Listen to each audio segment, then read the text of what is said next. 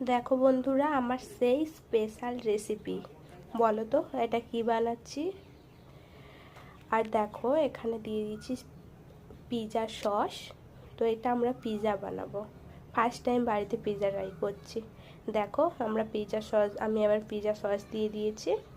দেওয়ার পর ভালো করে পিৎজা সসটা ভালো করে চারদিকে মেখে মেখে নিতে হবে। যাই হোক, বাড়িতে বানানোর ব্যাপারটাই আলাদা। যতই তুমি দোকান থেকে কিনে খাও না কেন, বাড়িতে বানিয়ে খাওয়ার ব্যাপারটাই আলাদা। আসলে আমরা সবসময় দোকান থেকে কিনে খাই। তো দেখো এটা চলে গেল মেয়োনিজ। তো আমরা সবসময় দোকান থেকেই কিনে খাই, কিন্তু এখন আমার কিছু প্রবলেমের জন্য আমার বাইরের খাওয়া বারণ। তো তাই হচ্ছে আমি কোনো বাইরের খাবার খাই না।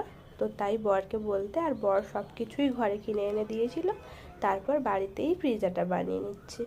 যেহেতু বাইরে খাবার বারণ, তো খেতে ইচ্ছা করছে, কিছু করার নেই। দেখো এখানে মেয়োনিজটা দিয়ে দিলাম ভালো করে চারিদিকে। কারা কারা পিৎজা খেতে পছন্দ করো অবশ্যই কমেন্ট করে জানাবে। আর দেখো এবারে এখানে ভেজিটেবলসগুলো দিয়ে দিতে হবে। দেখো চারিদিকে ভালো করে ক্যাপসিকামগুলো ছড়িয়ে ছড়িয়ে নিয়ে নিলাম। তারপর ভালো করে সাজিয়ে দিতে হবে। ক্যাপসিকাম রয়েছে, এখানে রয়েছে টমেটো। দেখো ভালো করে এইভাবে সাজিয়ে সাজিয়ে দিলে দেখতে বেশ সুন্দর লাগবে। টমেটোগুলো দেওয়া হয়ে গেল। এবার দিয়ে দেবো পেঁয়াজ দিয়ে দেবো এখানে চারিদিকে সাজিয়ে সাজিয়ে। দেখো পেঁয়াজটা আমার দেওয়া কমপ্লিট হয়ে গেল। এবার আমরা দেবো হচ্ছে তোমার পনিরটা। দেখো পেঁয়াজটা দেওয়া একদম কমপ্লিট। তো এবার দেওয়া হবে পনির।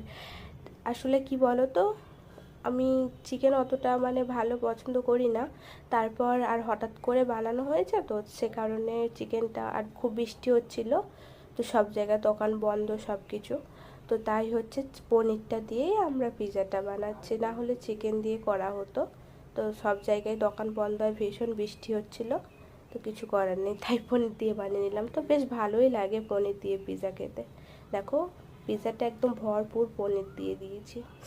এবার যেটা দেবো সেটাই হচ্ছে সব থেকে পিৎজার জন্য স্পেশাল। দেখো এইবার দেবো চিজ। দেখো তো বন্ধুরা, আচ্ছা বলো তো যে তোমরা কারা কারা বেশি একদম ভরপুর চিজ দিয়ে পিৎজা খেতে পছন্দ করো। আমার তো খেতে ভীষণই ভালো লাগে।